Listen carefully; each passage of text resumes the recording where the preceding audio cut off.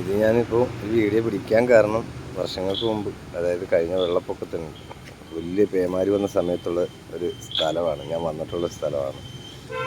ദുരിതാശ്വാസ പ്രവർത്തനമായിട്ട് ഞാനും ഇവിടെ വന്നിട്ടുണ്ട്. ആ ടൈമിൽ ഇവിടെ മൊത്തം വെള്ളമായിരുന്നു, ഈ ഏരിയ മുഴുവനായിട്ട്.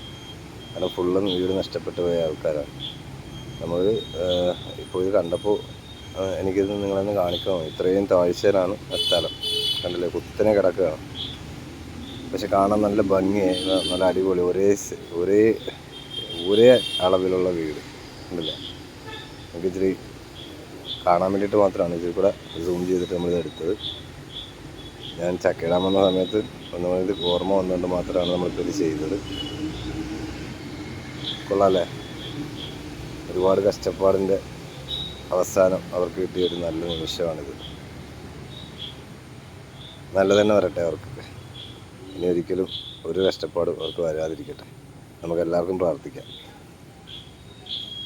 അത് കാണാൻ അത്ര മനോഹരമായിട്ടുള്ള ഒരു സംഭവം കണ്ടില്ലേ. ഇതാണ് റോഡ്. ഇവിടുന്ന് ഒരു 300-350 അടിത്താഴ്ച എന്ന് പറയാൻ പറ്റില്ല, കുത്തനെ കിടക്കുന്ന സ്ഥലമാണ്.